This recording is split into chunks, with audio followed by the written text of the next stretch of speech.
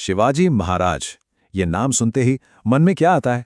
एक एक अजय योद्धा की तस्वीर है ना, तलवार लिए घोड़े पर सवार। लेकिन क्या इतिहास की किताबों में बताई गई ये कहानियां उस इंसान के साथ पूरा न्याय करती हैं? वो इंसान जिसने अपनी महानता किसी चमत्कार से नहीं, बल्कि अनगिनत अपमान के घूंट पीकर और बहुत बड़े निजी बलिदान देकर कमाई थी। तो आज हम उस योद्धा के पीछे छिपे इंसान को थोड़ा और करीब से जानने की कोशिश करेंगे। वो इंसान जिसकी असली ताकत तलवार से ज्यादा उसके दिल और दिमाग में थी।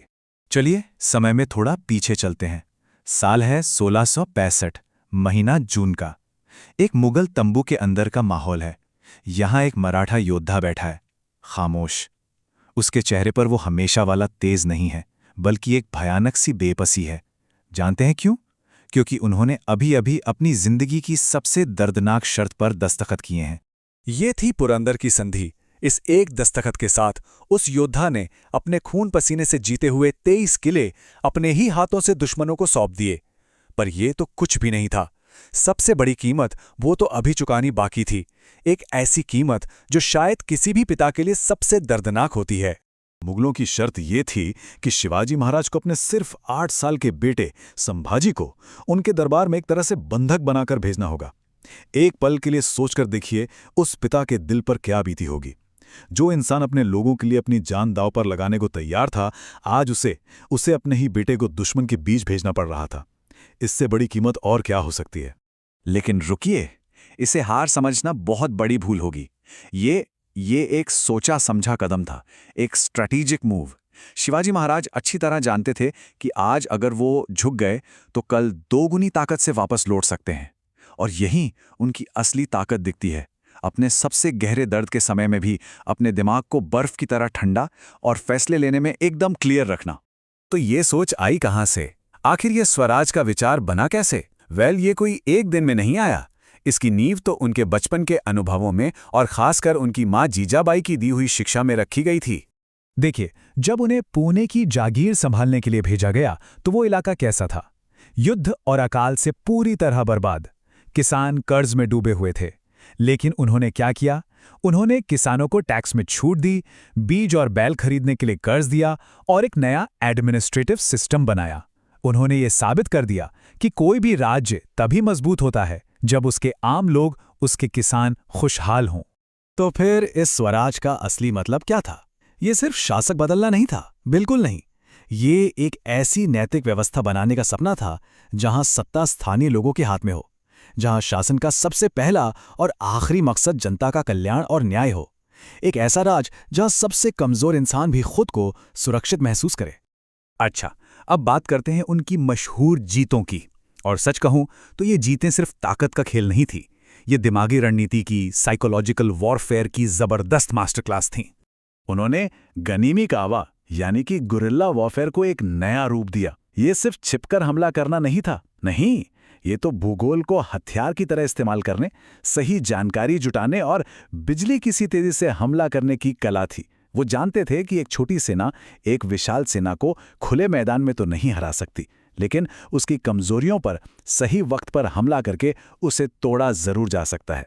अफजल खान वाला किस्सा इसका सबसे बेहतरीन उदाहरण है।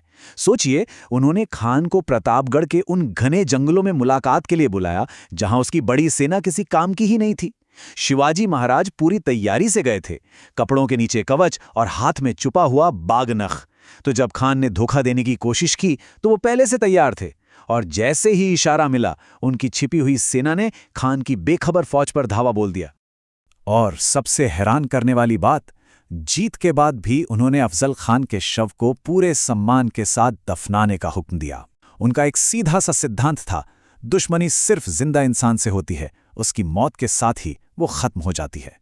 इसके बाद आया उनकी जिंदगी का वो दौर जो शायद उनके चरित्र की सबसे बड़ी परीक्षा थी, आगरा की यात्रा। एक ऐसी यात्रा जहां उन्हें अपमान और कैद दोनों का सामना करना पड़ा। औरंगजेब के भरे दरबार में एक स्वतंत्र राजा होने के बावजूद उन्हें जानबूझकर छोटे ओहदे वाले अधिकारियों के साथ खड़ा कर दिया गया। ये अपमान उनसे सहा नहीं गया और उन्होंने अपनी नाराजगी वहीं जाहिर कर दी। नतीजा, उन्हें और उनके बेटे संभाजी को नजरबंद कर दिया गया। लेकिन आगरा की यह कैद ही उनके दिमागी ताकत की सबसे बड़ी मिसाल बनी। उन्होंने बीमार होने का नाटक किया और फिर रोज अपनी सेहत के लिए दुआ मांगने के नाम पर मिठाई की बड़ी बड़ी टोकरियां बाहर भेजने की एक रस्म शुरू कर दी। धीरे धीरे पहरेदार लापरवाह हो गए और फिर एक शाम वो और संभाजी इन्हीं टोकरियों में छिपकर कैद से फरार हो गए। ये धैर्य, प्लानिंग और मनोवैज्ञानिक खेल का एक बेमिसाल उदाहरण था। वहां से लौटकर उन्होंने एक बहुत बड़ा फैसला किया। अब अपने आंदोलन को एक औपचारिक, एक संप्रभु राज्य में बदलना था। ये अब सिर्फ एक व्यक्ति की जीत नहीं होने वाली थी, बल्कि ये एक विचार की, एक आइडिया की जीत होने वाली थी। और वो दिन आया 6 जून 1674 को। रायगढ़ के किले में उनका राज्याभिषेक हुआ और उन्होंने छत्रपति की उपाधि धारण की। ये हिंदवी स्वराज की औपचारिक स्थापना थी, मतलब यहीं के लोगों का अपना शासन। तो अब शासन कैसे चलाया जाए, इसके लिए उन्होंने बनाया अष्टप्रधान मंडल। आसान भाषा में कहें तो 8 मंत्रियों की एक काउंसिल। और ये कमाल का आइडिया था।